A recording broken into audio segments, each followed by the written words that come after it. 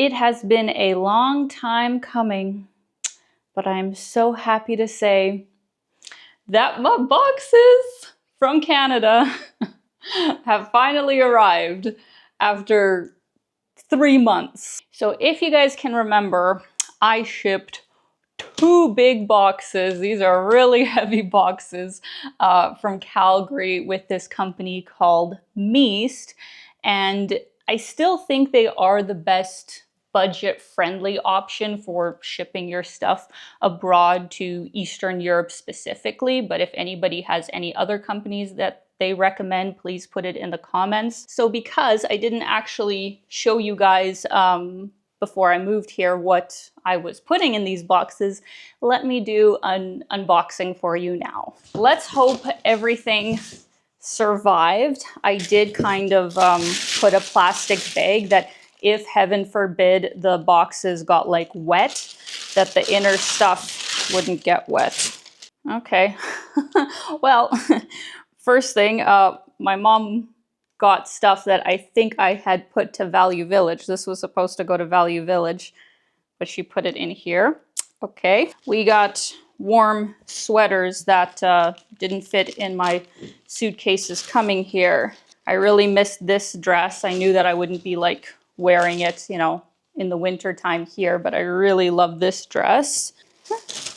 Now this is funny. This is all my past like business receipts. I had taken with me in person my 2024 and 2023 business receipts because, you know, the CRA, they technically tell you, oh, you have to like keep the receipts for 5-6 years. So, I mean, I have. If you want to see them, I'll mail them to you. Yeah, this box I think was a lot of clothes, like mainly just summer clothes that obviously I didn't need in this past while. So this has just a bunch of summer clothes. I have all of my bikinis, which hopefully I will use in the Black Sea and Mediterranean Sea this summer. I'm so excited. Speaking of travels, I actually also put in some really important souvenirs that I have kind of accumulated over the years and, you know, didn't want to get rid of. This one's from so far back. Let me show you it.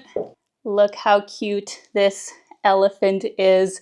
It's actually made of stone. And if you can see inside, there's like a mini elephant inside. I got this when I went to India when I was 19 years old. So this is definitely a very special piece that I will have to display somewhere in my new home. So really cute. I also have this really cool teacup that I got in Istanbul. When was I there? I think I was there in 2019. So this was one of the souvenirs that I got. So I will have this with my Nespresso.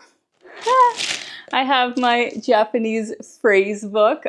This I have, I think, from my first trip ever to Japan, like 20, no, not 20, oh my God, like 2006 was my first trip to Japan, I think. And I got this little phrase book from Lonely Planet, and it's good. Like, you know, it has kind of the basic sorts of things. Oh, now this, this is fun. Some of you may not know that I had a foray of being a photographer, like, you know, attempting to be anyway.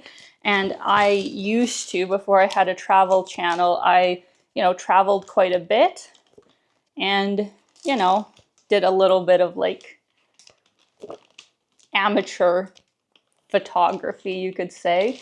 Show some very interesting things to photograph, but yeah, so this was like my photography portfolio that really was just for me. Actually, these ones are my favorite. This was when I was in Peru, and here we have Uluru, which is in Australia. This feels like a lifetime ago. I went here when I was like 18 years old.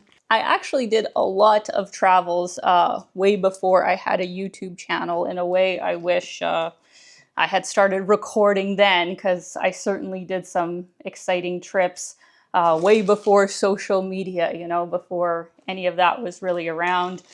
This is these beautiful girls I met in Egypt. This is one of my teammates when we did the base camp of Everest trek. That was like our last day when we woke up at like 3 a.m. to climb Kalapatar, I think was the name, that gave you like an amazing view of Everest for sunrise. So that was from that day. This is actually a really cute shot of my cousin Misha, who I'm sure some of you saw in one of my first videos of moving here. He's like a grown man now, but this was him as a little kid. So many good memories. So even though this was heavy, I wanted to bring it with me. I mean, honestly, there's nothing else too exciting in here. It is just mainly like clothes, knickknacks, and then I did bring, you know, personal sort of effects, which would take too long to show you guys everything, but Saskatchewan represent. I think I have like, you know, my school report cards here. I have, you know, greeting cards that people have sent me. I have different currencies from all over the world. This one actually being a really special one because, yeah, this specifically is from Pridnistrovia, which is Transnistria in English. I don't know why the names are so different in the languages. So this is basically from the country that doesn't exist. It's basically a breakaway republic of Moldova that Russia has control over, that I went to visit kind of at the start of my YouTube travel channel. I think I went in like 2017 or 2018. So this is, you know, some currency that you can't get anywhere else in the world. So that is the gist of that box. Let's move that aside and try and get into this guy, because in here I have some very interesting things.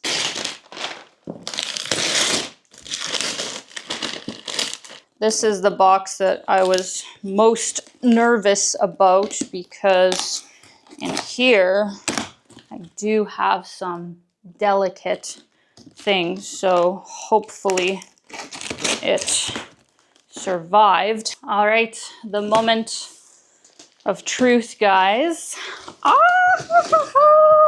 I have been waiting for this for so long. I'm so glad this was at the top. So this is my first ever book that I got to be a part of. Obviously, I am not the author. It is Chris Santella and DC Helmuth, who was the author who reached out to me to ask if I wanted to be a contributor of like which place I recommend. Oh, what is that? Huh. From the Calgary Stampede. She asked me if I wanted to be a contributor of like, you know, which place I really loved traveling solo. And there's a whole bunch of other great travelers from all different walks of life. I think they took, you know, other authors, journalists. Oh my gosh, Ashlyn! Ashlyn George, who is a fellow Saskatchewan travel blogger who I met on the Calgary tourism press trip last year. She's such a lovely woman. We have a lot in common, obviously. And yeah, she got to be a contributor as well. Her recommendation was Banff, Alberta, which I totally agree is just amazing. And yeah, there's just so many great recommendations. Like they also have, you know, places to stay, restaurants, just beautiful photography as well. Let me see if I can actually find my recommendation, and we'll see if you guys can already guess where it is. Aha!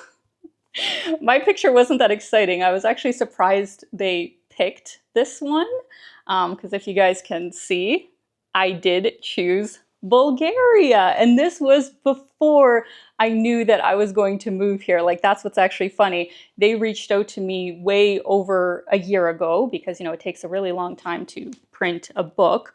So yeah, I thought about what is one of my favorite places that I've traveled solo, that I really enjoyed, that I felt safe, and I chose the Rhodope Mountains, specifically in Bulgaria. I had actually sent them a whole bunch of different pictures to choose from, but I was kind of surprised that they chose this one, where I'm just sitting in this like empty meadow in this tiny village in the mountains. Like I couldn't even get my car up here. I had to like hike.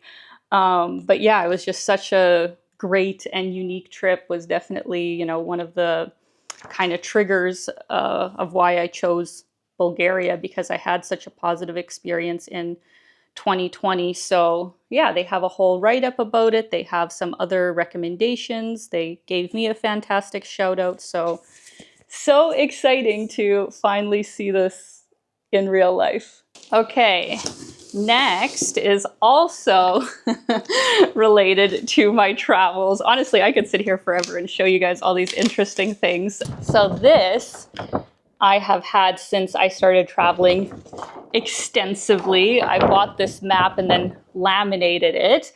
And I think it should come up where you guys can see all the tiny dots.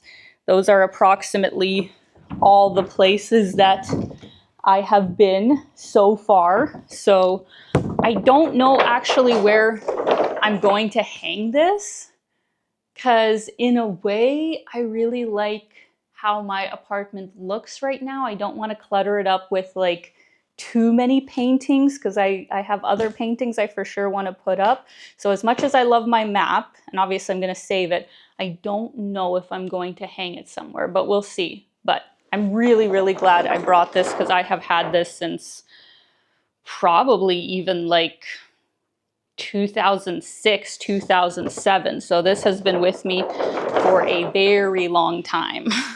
Oh my God, finally, I have been waiting for this jacket.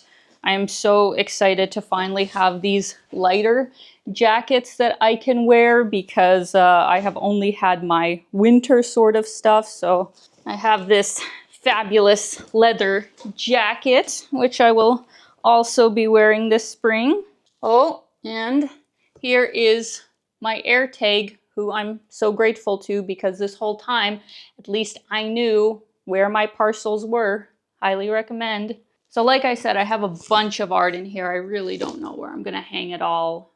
I'll need a bigger house at some point. I have this beautiful piece, because this was actually painted by a family member of mine. I think he's like a great grandpa, but was very, very talented. So we have a lot of his pieces, like huge canvas pieces in Kiev in our apartment, but this little one I have for myself. I have another original painting that I actually bought off of an artist, I think was just in Toronto, to be honest, but it was really beautiful. So yeah, it's like a, you know, hand-painted flowers. Maybe I'll actually hang this in the washroom. But it's these two guys. Oh, thank God. Okay. Thank God. They look like they're okay. I have two really beautiful pieces that I want to hang up somewhere in the apartment. But look at this, guys. How stunning is this piece? I got this such a long time ago. I bought this in Kiev on Irininsky Spusk, the beautiful souvenir street that we have downtown. And I think I was only like 15 or 16 years old when I bought this, so quite a long time ago. And I'm almost certain I remember exactly how much I paid, which, you know, for an original painting this beautiful with acrylic paint. You know, acrylic paint is actually quite expensive. I paid 200 Canadian dollars, something like that, for a stunning original painting that I then got professionally framed when I got back to Canada, and it has been hanging up at my mom's place while I've been traveling. So I'm really happy to have this back, and I'm pretty sure I'm gonna hang this up in my kitchen. Now this guy I was worried about, because this painting has glass over top of it because it is very, very delicate. Fantastic. Take a look, guys, at this absolutely incredible piece that I purchased in, well, actually both me and my dad. I think my dad paid for this one. We bought this in Nepal when we went in 2009, maybe? And this, you can't truly appreciate until you look at it really, really up close and actually see the amazing artists who do this kind of work, because they are literally painting with like a couple of hairs. The detail, the fine, fine lines that it has on this painting, I'll try and get it closer so maybe it'll translate, but the intricacy of these paintings is really something else. And we went to this, you know, artist cooperative in Kathmandu, and you could see the artists, you know, painstakingly making these beautiful paintings. And, you know, it's a way for them to create income for their families. So yeah, I really wanted to purchase one of them. From my understanding, what this painting is depicting is the, you know, cycle of life, of death and rebirth. Samsara, I believe, is the, you know, proper term, where it shows, you know, the heavenly realms, the lower realms, all the different forms of consciousness, like animals, all the other different beings. We're all just going around in this endless loop until we can break through with enlightenment. So this was a very special piece that I knew I wanted to keep for the rest of my life. So more than happy to ship it here all the way to Sofia. And this one, I think I will hang up actually in the guest bedroom, because there's kind of a blank wall where I think it would go really well. So yeah, I think I should stop there because I see my battery getting low, and I feel like when I edit this, it'll be quite a bit. So let's get to the details of where I'm traveling to next. Literally, will I already be there when you guys see this? Yes, I will already be in my first destination when you guys see this, meaning there will most likely be a live stream in just a few days from the time that this goes live. I'm going back to China, guys. Totally unexpected situation of how this came about, because, you know, my original plan in moving here was just to stick to traveling Europe for the year. I really had no plans of going to Asia or any other continent for that matter, but that's how life works. And I got this really cool offer, which I know there will be some different opinions in the comments about it. The Embassy of China in Canada invited me on a press trip to see some different regions in China that I haven't been to before. And before anybody even makes any comments, no, they are not paying me as some people think China does. They are not paying me to, you know, say anything or do anything. I don't even have any sort of like contract of content that I have to create. But on top of that, I will be staying a little bit extra on my own and seeing my lovely friend Bianca, who you guys may have seen in some of my Bali videos last year. She's, you know, from China. So she is going to give me a little tour of some other places.